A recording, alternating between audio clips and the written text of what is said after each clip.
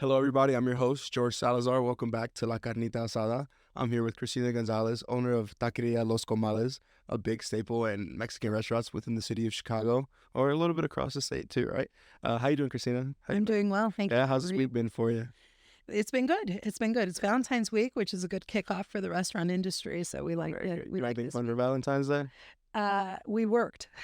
We worked. We had a lot of really large orders. We work with Rush University Yeah. campus, so we were blessed to have about 1,000 orders that day, and so we were hustling. That team over there was hustling, just like everyone else. All the hands involved with the restaurant. No, yeah, I like that.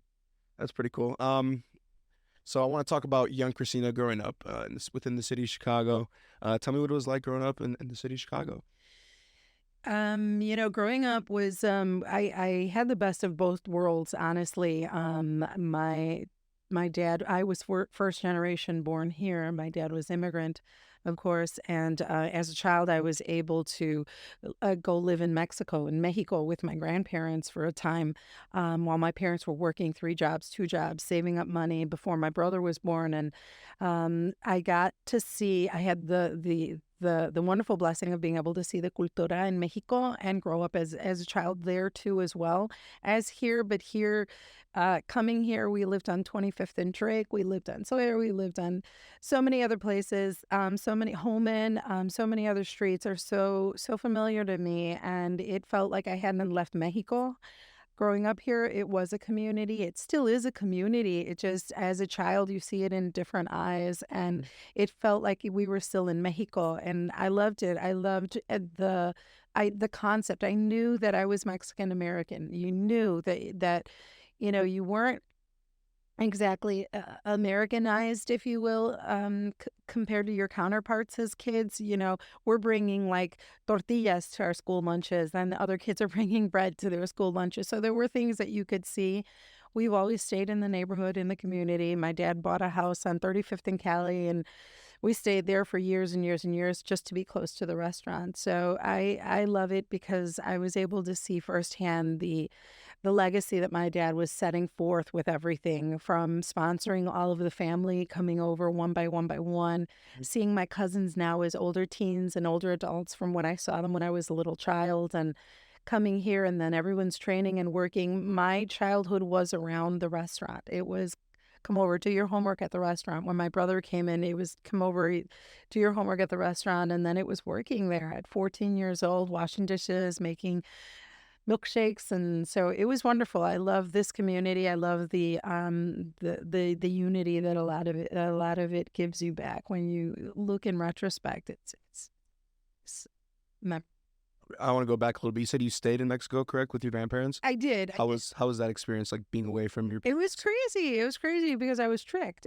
My parents didn't tell me I was going to go live there. I think I was just too little. Hmm. There was about 4 years there before my brother was born, and so they were working. My dad was working at the General Motors electric motor division, and my mom was working at Campbell Soup, and so they were working so many hours, and they just really were trying to hustle and save up money because my dad's dream was to open the restaurant. And oh, you're gonna go visit your abuelita. It'll be great. It'll be great. And my uncle took me. My uncle Miguel, who's owner, God rest his soul, passed away. We lost him last year and a half ago, and he took me, and I was like, all right, this is kind of cool, but when are we going home? As a child, you're little, you're 3 years old, you don't know Spanish that well. My mom spoke English predominantly, and my dad spoke Spanish, and so to learn to say those things as a child, I'm hungry, I'm tired, I'm sleepy, what is that, can we go there, can we take this, that was a culture shock, to say the least, but I adapted. Kids do. It's simple, and I was in a loving family household, so um it was great. I have so many memories of things that I did out there that people talk about. Older people always talk about like how, oh, we ran the streets and we did this and life was so free. And it's like, seriously, I was like 6 and I was running around in Mexico City in the streets and like just going over to the store and getting they're like these little firecracker matches, and you run along the building and they just like spark up on you and stuff. I don't even think I was old enough to be buying them, but they sold them. So It was good. I remember those days. I remember going to the carniceria, and you would get up every day and you would get fresh tortillas from the tortilleria. And so they're beautiful memories that I have. I cherish them. And when did the idea of the restaurant like become a reality? Like you mentioned, your father working at General Motors, your mom, hustling at Campbell Soups. When did it like, hey, this dream that we have of opening a restaurant, like this can really happen, and we're on our way there. Right. Well, my dad, did not have papers when he came here. And when I was born, he was using an assumed name. And when he went to the office, unbeknownst to him, there's a lot of ignorance then and unknowing. And he told them, "Look, I need to put my daughter. She's born, and I need to put her on the insurance." And they're like, "Oh, okay." But my real name is this and this and that. And he lost his job at the electromotive division. So at that point, he started working in a bunch of different. He would fix cars, he would bartend, he would work as a carnicero. He worked with Ed Minyet, big name in meatpacking back in that time. And he would work three jobs. And when he came through the three jobs, he never had a break. And when he did, it was like run and get something to eat and come back. And it was always patty melts, grilled cheese, delis. It was food that was not culturally comparative to what he wanted. And he missed home and he wanted that. He was like, "I just want to eat my food during my lunch break or in between the hour and a half I have from job one and job two or job three. I want to go eat some comfort food." And so he did. My grandfather had a little stand outside Mexico City in outside the house in Casa Saliman, and he would sell tacos there. He would sell street style tacos. And the tianguis is a big thing in Mexico City, and there's tons of taco places there, taquerias.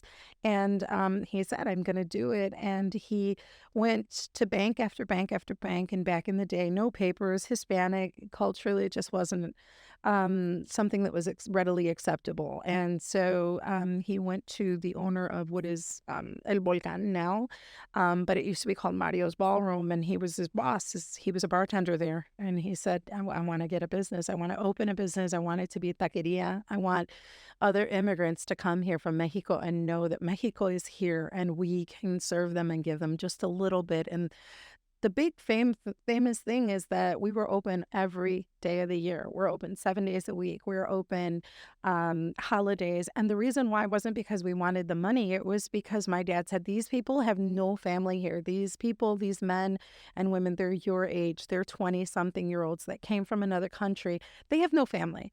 So if we stay open, they can come eat here and they can come reunite themselves with their friends from work that they all kind of work with and chill here and have a holiday together."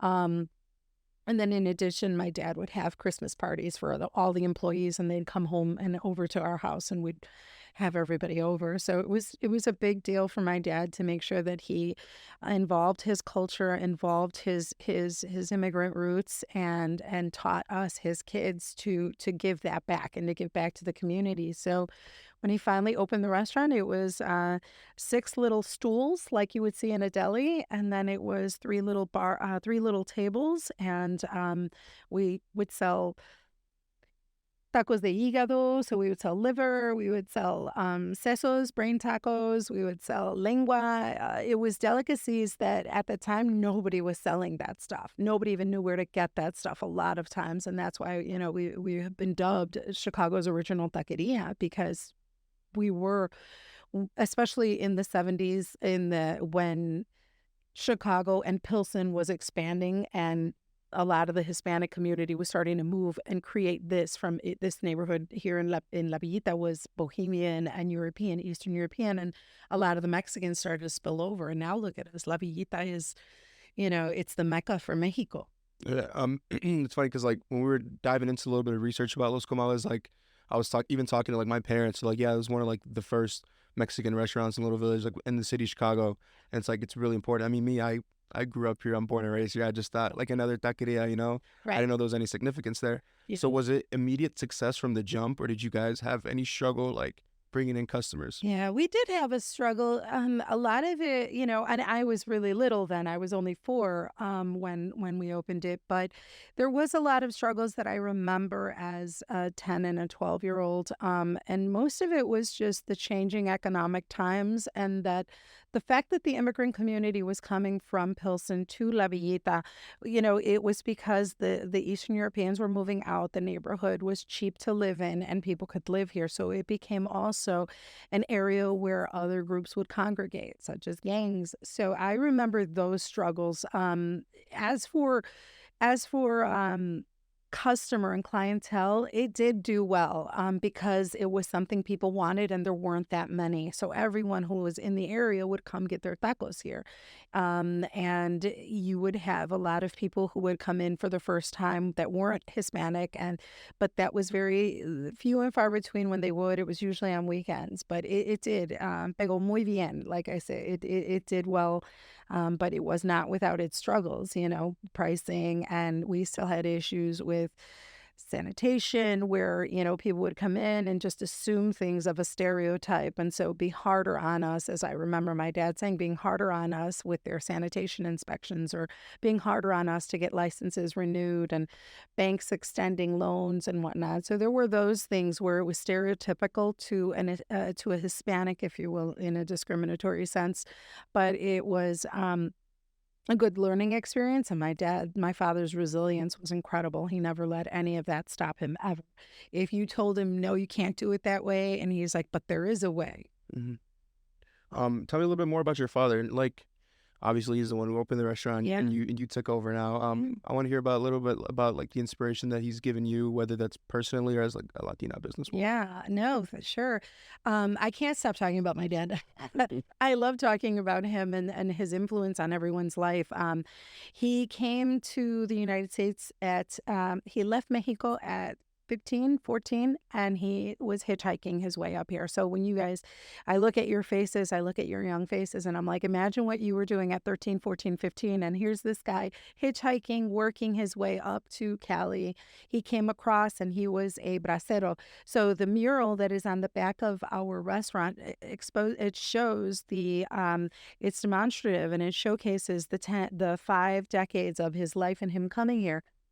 So he was a bracero. He came and he would cross the border and he would pick fruits and vegetables.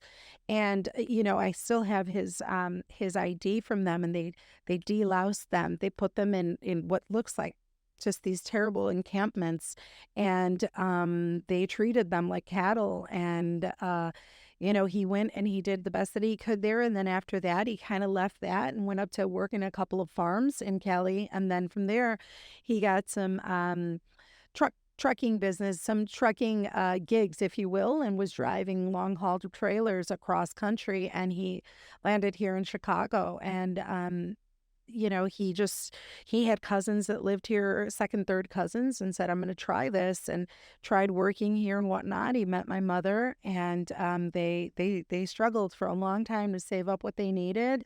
But he did it and he opened the restaurant. And one of the biggest things that I feel that he has done in his life isn't necessarily the restaurant itself. It's the giving back that he did. In the 80s, you had amnesty. That's in your history books, I hope.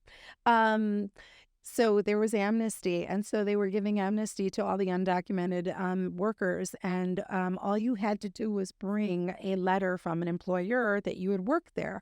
And I remember, and this is back in the day, it was typewriters, gentlemen, and we were typing up, and he says, I want you to write this letter for this employee. He used to work here. So I typed it up, and another one would come in, and another one would come in. And then, like, by 2 days later, I was only writing these letters. And I said, Dad, this is a lot. Like, I have to do payroll. What are we doing these letters for? And I was young, and I was 16 maybe. And he says, just keep writing up. And I says, do you even know these people? And I was being a frustrated 16-year-old, pissed or upset because I was being told to like type all these letters, and it was like duplicate and carbon copy and typewriters. And so, and he says, yes. And he pulls one out of the stack and he's like, this guy has 3 kids. He worked on weekends because he had 2 other jobs in the daytime and nighttime. And I was like, what? And he's like, yes. And he worked for me for 4 months and he deserves papers. In total, he had me typing over 2,100 letters. And like, you can't imagine that until years later how it affects people when I am 40, 30, 50 years old and people still come in and they say, or they will see him sitting there because he would always sit. He always stayed at the restaurant every single day he went to the restaurant. They would come in and they would say, this third generation or second generation, I went to Yale because my dad worked here. I became a doctor because my dad had money to put me through school. I became a lawyer. I became a politician. Your job made this possible for our family to progress, to bring roots here and put them down. And because they did, they brought their roots from other countries and said, this is where we're going. We're investing into this country for ourselves and for our future. And when you see that many people coming in all the time, I still hear it all the time. To me, that was the most impressive because you think, 2,000, over 2,000 letters. How many families has he affected? How many children were in those families? And now they're in third generations. And it's just, it just keeps piling and growing and growing. And so I'm super proud of him. Immensely that he did these things like they were no big deal. If you walked up to him and said, I'm a videographer and I want a gig and wait, hang on, I know somebody. Give me a minute. And he would look and he had these agendas like agendas like they were old phone books that you would write people's names in. You Ernesto, you know what I'm talking about. And he would say, I know somebody who works in this industry, and he would immediately connect and contact. Like my brother and I, we joke. My brother came in after he graduated out of when he graduated out of college. He came in to work with us in the industry. He did work with us when he was younger too, but it was only weekends. Mm-hmm. And we would call my dad like the original LinkedIn. He was like the OG LinkedIn because people like, go see Camerino, go see Don Came. He'll know who to talk to. He'll know who to kind of, and he didn't hook you up. He didn't give you something for free. He was just saying, I have knowledge that can help you. I'm not giving you something because that means you owe me, and I'm not giving you something that you owe me for. This is what everyone should be doing. How has that inspired you? Have you carried that over to you? Yes, absolutely. Like, even in high school, like I would see something and I would be like, I should do something. And then, the teenage part of me or in the college, it's none of your business. Stay out of it, but you heard them. They're not even talking to you. And then you heard them.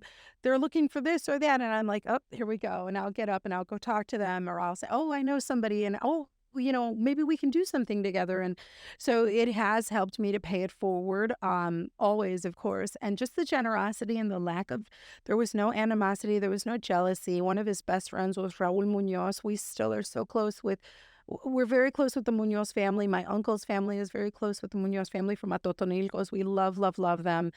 We have so many friends that have grown up, Los Gallos, Nuevo León, Laura. So we have so many very deep family friends that we respect profoundly, that are all pillars and successful businesses for decades in this community. And that doesn't just happen overnight. That's something that you're cultivating and you're taking care of and curating. No, it's very hard to become a successful business, obviously, right? But what's really cool about Los Comales and like what I really like about it is like, you guys give back. You guys love giving back to the community. It's very hard to find businesses or even restaurants, whatever you want to call it, that are like that. Like, I mean, I play college baseball, so like right now we're in the process of fundraising, for example, right? Okay. So we're calling up different businesses, trying to have them see if they want to like buy an ad or something.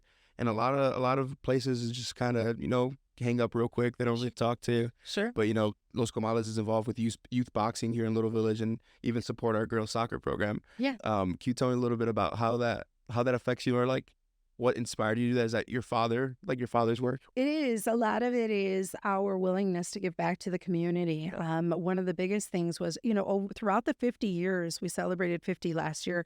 Throughout those 50 years, we've always given, we've always donated, but we've kept it super under the radar. And a lot of times people would tell us, you should promote this. You should tell people you do this. And we kind of thought it was like, that's like, for us, like being, Catholic guilt or whatever, you don't do it so that people can tell you that you did a great job. You just do it quietly. But in the 50th year, we wanted to make sure that we celebrated the year. We celebrated the life of my father, his legacy, and the future that he left for everyone. But we also wanted to give back to that community. So we did last year really kind of make a little bit of a big deal. Right now it's all about social media, and so we sponsored the youth boxing. We still do, and then we did the girls soccer teams, and then we also sponsored ballet folklorico Xochitl, and that is a cultural folkloric dance, and they do several shows out of the year, and we actually sponsored them because they were struggling with tuition for their students. And when you think about it, their students are from this community. So these parents, it's not like they have getting your nails money done. They don't have dyeing your hair, because 50% of their check is going to Mexico or buying someone medicine. The other 50% is raising their kids and putting them in private schools sometimes because some of the situations going on in public schools is too hard to work with. And so their money is not, they don't, that's a luxury money, that's a luxury expense for them. And so we thought this is beautiful because it'll exponentially grow the culture of Mexico. And it's in a generation, these kids are little, and you're like, you have other kids who don't even know anything about their culture or anything. And these little girls and boys, they're like dancing, and they're wearing their traditional garbs, and it's beautiful for us. The other thing that we did was, we did a fundraiser in December to January, where we're giving proceeds of the sales as well to a local food pantry church. And so we're working with that. And we started the artist series with Epifanio from Escalia. And so what we did with that was we started working on the mural, and we had different various artists from Chicago work on the mural for the building. And then we opened it up to our other restaurants and said, do you like the mural? Do you want an homage?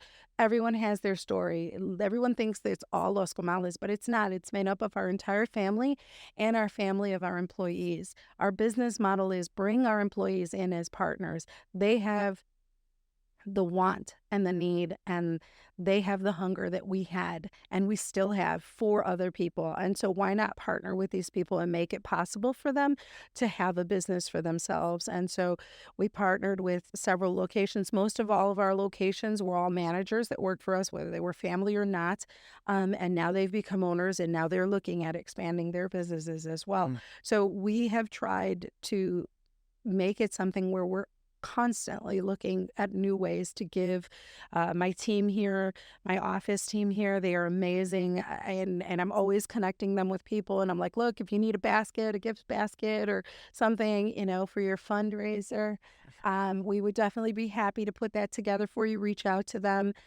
So we're always looking for ways to give back as much, because this community gave us all of this. They gave all of these 17 locations the ability to do what they did, because it all started from this one nucleus. Tell me a little bit more about expansion. So I think I was talking to Ernesto a little bit before this, and he was telling me I think it's possible to even franchise, or to own a franchise of Los Comales. Do you believe, obviously you just said you have 17 locations.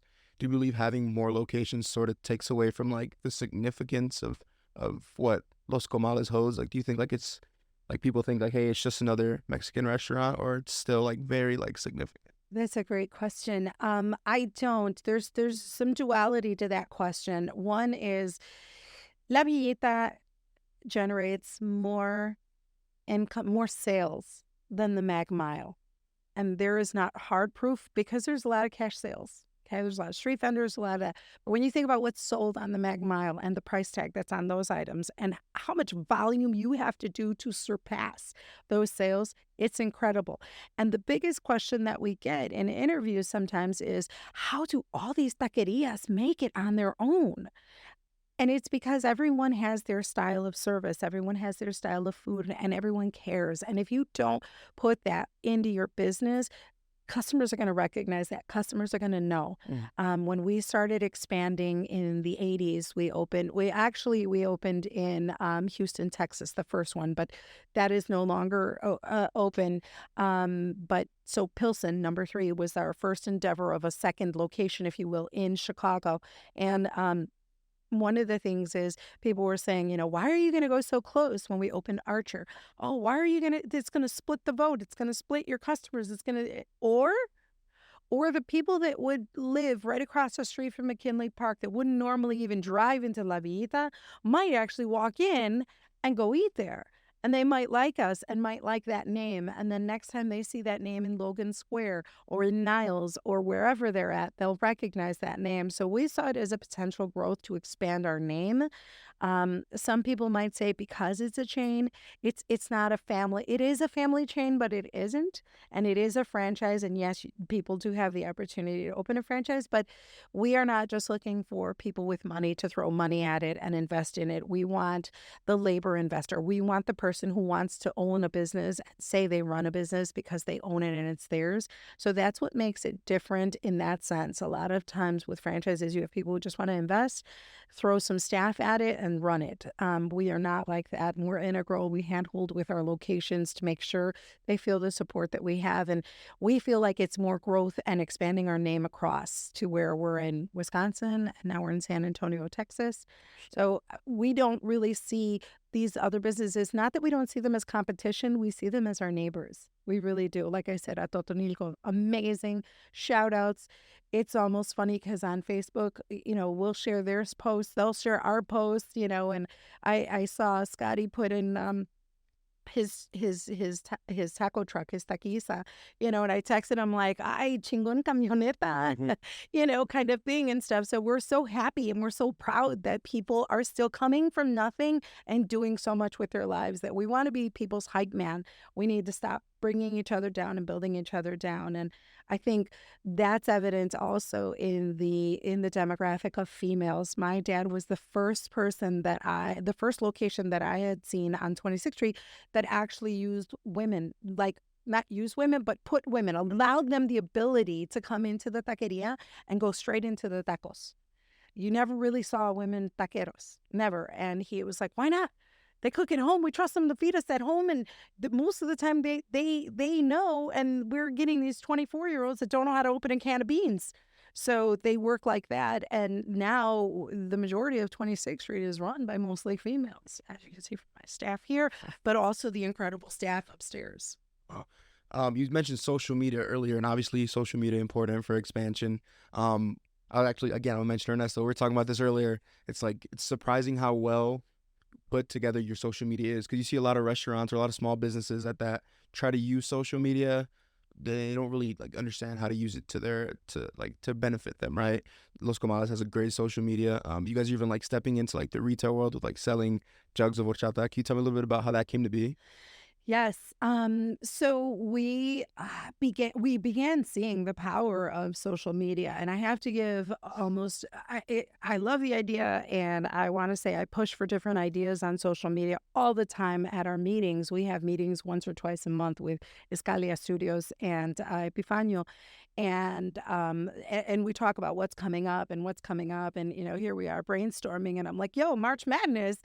I am so not the sports person at all, but they were like, oh, yes, March Madness. So let's throw that in there. What's coming up next month? What kind of giveaway can we have? And the other thing is we're going to collaborate with our other locations. We're not the only brainchild here. Tell us, Pilsen, Joliet, West Chicago, what do you need? What do you want? What do you want as a giveaway? So we want new and fresh ideas. And one of the things that we understand is that we are older now. We think we're still those young 20-year-olds that we were, my brother and I, running this business with my dad, but we are not. And so there's other things that keep us young, and that's that that third generation. I keep calling them second. That third generation that keeps us young. We'll be like, is this stupid? Is this dumb? What is it? Should we do this, or what do you think? And so we talk to our staff, we talk to all of the people that we work with, we engage them, we look at the meta, we look at the DMs, we look at the messages, we engage with them. We have a wonderful crew of family that is amazing. We're all like, you didn't like it, what come on, you didn't like it, no, it was good, then like it, press the like. Yeah. We even got my mom trying to figure out how to like and tag, and she's like 80, but I have to give credit where credit is due. You know, I said, yes, we need social media. Yes, we need this. Yes, this is amazing. We need to push. We need to be youthful. But the credit has to go to my brother Larry, my partner, Mhm. because he is on it with the social media.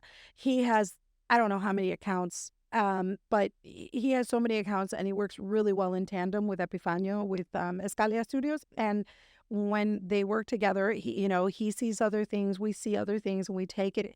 We don't say no to ideas. We always are like, okay, how can this work for us? Can it work for us? Does it work for us? Is it working for other people? Let's think outside the box too and look at our demographic. So, you know, my brother really is the spearhead in that idea, and I'm thankful for it because it's a lot of energy, it's a lot of thought process, and you know, thankfully, he's up at 4 in the morning and I'm up till 4 in the morning. So we've got the day and the night going and just ideas flowing. And then working with a wonderful marketing group really helps. It really does. When you connect with them and they know you, that's when they know what your goal is, then it works. It's like magic. And how do you? Because what it sounds to me like is like very successful restaurant, right? But like it's so family oriented. Do you guys ever find it like hard to like genuinely like sit down, have a meal, or have a party and just like enjoy No, yourselves and relax, or is it no, always about restaurant or no. like business? No, we can't even cook in the kitchen because we're all like, "What? Ya la salaste? You put too much salt on it." I don't do it that way, and everybody's got their way, and everybody's picking on somebody else. So yeah, no, we don't. We can't. We try. We try. It starts out like that, but we eventually end up, especially now with the third generation in, and I'll talk to someone, and I'll say, "Oh, did you get that catering quote out?" Or, "Oh, did you get back to that client?" And you know, the cameras. Do they need this or that? So it is difficult, but not difficult. It's difficult to steer away from it, but it's not difficult because it's been ingrained into my life since I was 14. And my dad and I worked together every day that we were there at the restaurant, and I've been there since I was 14. So it's been 40 years of working with my dad, Mhm. or 38 years of working with my dad. And so every conversation we had eventually would come back into the restaurant because that restaurant was his third child. You guys recently just celebrated your 50th year anniversary. We did last year. Congratulations. How was that? How'd you guys turn up? How'd you guys celebrate? Well, you know, that one was hard because we wanted, as my dad, he was so well recognized by so many people, and you know, he was such a big deal to everybody. He really was, and he is, you know, to us. But when you see him, like, you know, it's like when celebrities say like, my kid doesn't know that I'm Iron Man, you know, kind of things like that. Like, they don't care. Like, we did see that because we saw it with people coming up to him in such reverence and respect. But celebrating the 50th anniversary, we were like, do we invite senators and politicians and all of this? And we're like, as much as dad liked being there and, you know, rubbing elbows, as they say, and as much as we put ourselves into that, he was always happy. It's like when we're looking to redecorate the building, he's like, no, no, no, no, no, es que no me tocas tanto. He's like, I want the people to come in. I want those people that were like me working their job to come in and not feel awkward, like they're not dressed enough for the restaurant. It has to be comforting. It has to be welcoming. And so what we did with that was we said, fine, we gave tickets away to 400, 300 customers. Mhm. And the party was all for them. Ballet Folklorico. Ballet Folklorico performed, and then we had a banda there for people. We didn't charge anything. We invited them. We did an Eventbrite where it was free. Girls worked the booth of like letting everybody in with their little wristbands. We had dancing horses because we also support a troupe of dancing horses in Texas. And so it was mariachis, it was banda, it was everything, and food and tacos galore for everyone. And so we were super proud about how that event came off, how it just came off with, there's hitches, but it came off so well because what it did was it was thank you. Thank you, La Villita. Thank you, our customers. Ne- So what's next for Los Comales coming into 2024? Well, you did mention that we do have a commissary. We do have some products that we do sell at the stores, at Pete's Fresh Market and whatnot. We sell we package some products, our adobo, the seasonings and whatnot, the horchata bags and whatnot to help us maintain quality control at our locations, but we also want to we want to see some growth. We want to take advantage of the fact that we're post pandemic. Um, the the world is starting back up again, and there's trying to open new businesses, and we're just looking for an even younger crowd. My brother and I remember many times people not taking us seriously in our early 20s when they're like, wait, we're meeting with the owners, and I'm like, well, yeah, we're here, and no, we thought it was an older gentleman. Well, yes, but he sent us, and we're the guys, and so we took that to heart because we're like, people never took us seriously. And there's something to be said for that demographic, that 20 to 30-year-old, because y'all are so smart, sometimes too smart for your own good, but you know what you want to do. And the thing is, because there is no fear, or because there is no knowledge of what you should be fearful of, that makes you all bets on, let's go, let's do this. And I think that's part of what my dad had his whole life. And so we'd like to see an expansion. We want new blood into Los Comales. Not that we don't love our old blood. No one's getting rid of the old people, but we want to see a growth with Los Comales. We want to see us across several other states, more products in stores. You mentioned the pandemic. Tell me a little bit about how Los Comales kind of dealt with COVID-19 and all that was going on. That was a tough one. My father was a year into his diagnosis for cancer, and a lot of it was shocking. March shut us down, March 19th, and I believe it was March 19th or 18th, and you know, we thought, okay, it'll be a week, whatever, but at that point, you've already ordered your food, you've already ordered your products and your supplies, and my dad is looking at me and he's like, what are we gonna do? I says, what are we gonna do with all this food? How are we gonna, it's gonna spoil. Should we make food for everybody? Should we do this? Should we do that? We've had experience with fires in locations. So we're like, okay, take your food, cook it, or have your employees go grocery shopping in your cooler, so they at least you can donate the food to pantry, whatever you need, but you need to get it out while you fix your place up from your fire, right? So we had that experience, but we had timelines then.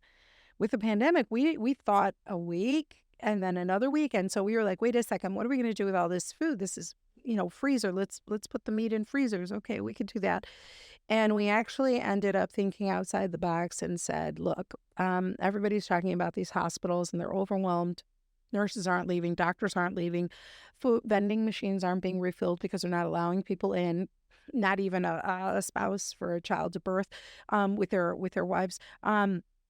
And so we put together food packages and we made tacos. And so we came up with what's called the grab and go. And that's kind of Lizzie's baby because she pushes it the most. She pushes the grab and goes, and we love it. And what it was it was the individual packaging that really sold it because of the pandemic, and no one knew, is this bad? Can you breathe on this? Can you touch this? I don't want people with buffet lines sitting there coughing on food. So we put everything, the packaging, the tacos and the chips and the salsa and everything in these little bags, labeled them up, boxed them up, and we started sending them to the hospitals. We started with St. Anthony, Mount Sinai.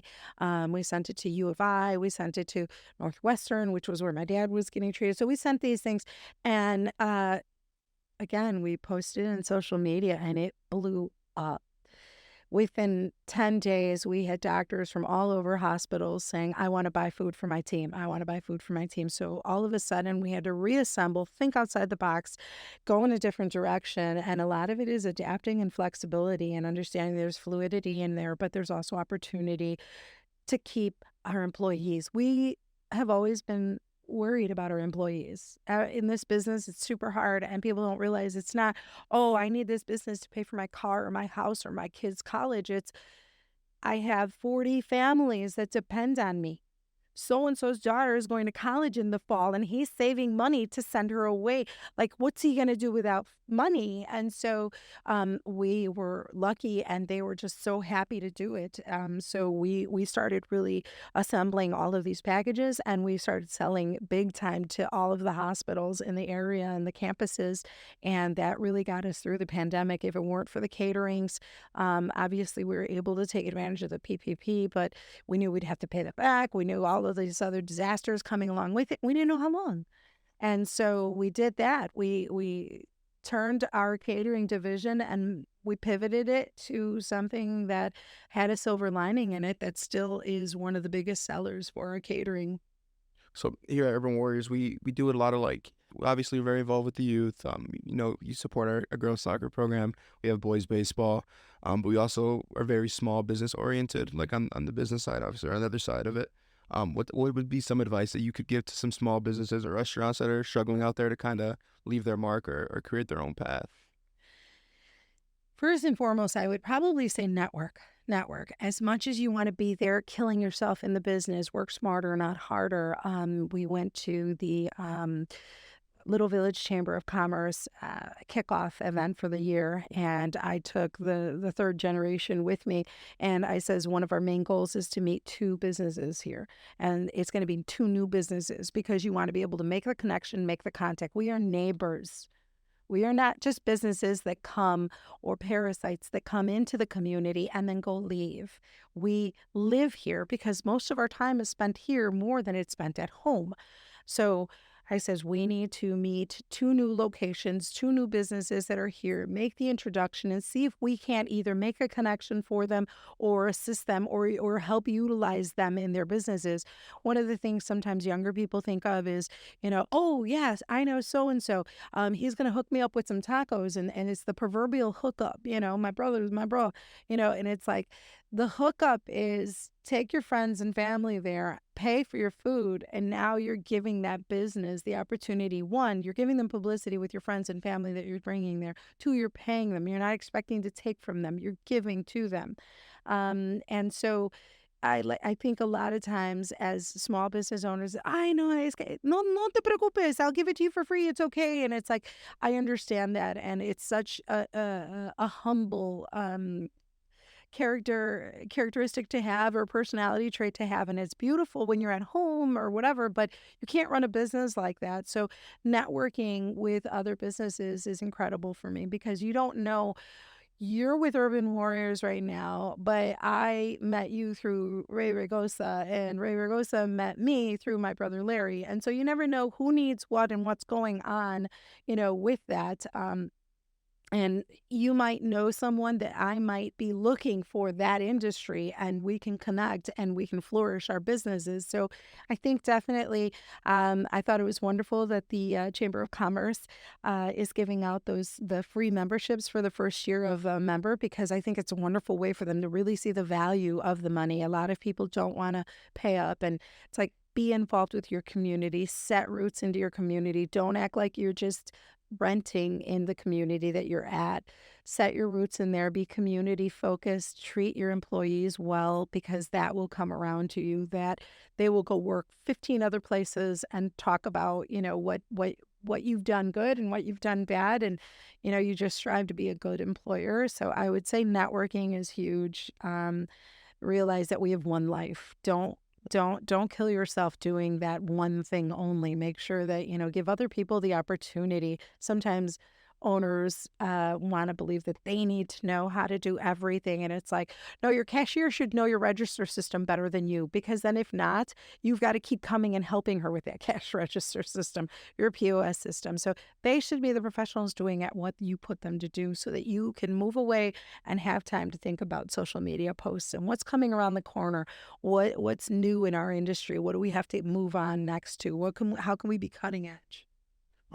That's pretty much all the questions I got here. But what I usually do here at the end of the podcast is give some takeaways that I've learned or something I appreciate. One, I'm very grateful you took time out of your day to come speak with me today. And I'm not, anything I'm saying is like, I like to be real here. I like to be transparent. I don't want to feed you bullshit. Like, I'm not Yeah. here to do that, right? But just speaking, I feel like I know your father, right? Like, I feel like and it's definitely something that like I'm very passionate about helping my community. I'm here with Urban Warriors. Like I grew up through this program. Like I'm very passionate about that, and it's like I would like to be someone like your father one day, right? Like be a successful business owner and be able to have the resources to give back to my community and give back to those in need. And I'm just very grateful for that. And for you, I mean, you seem so strong, like dealing with the COVID-19. You just seem like a very smart businesswoman. Oh, we were scared. Oh, I know. Yeah, yeah. Everybody was scared. We're like, it might, It might be over. but que no hay otra. Then my dad would be like, no pasa nada and no hay otra. You know, it was always nothing's going to happen. There's nothing you can do. I feel you. Kind of thing. But thank you. I appreciate that. What a Thank wonderful you. homage. It's his passing. That's what I was gonna say too. Very- The impact he leaves, it's still like he's left a big impact, and it's still here, even though he's gone. Like it's still like you said, people coming up to you like, "Hey, I was able to go to Yale." Like that's crazy to me. It's crazy for me to think about like one man can have that impact on so many people.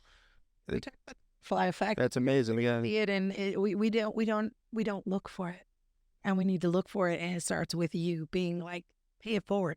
I agree. So, is there anything you'd like to leave our viewers with? Thank you very much for 50 years. It's been a wonderful ride. We look to have another 50 years, and I know I won't be around for that, but that third generation sitting back there will. And I hope that our other generations of customers and future owners have that opportunity to have a wonderful life, to just enjoy, celebrating tacos y cultura. Thank you. Thank you.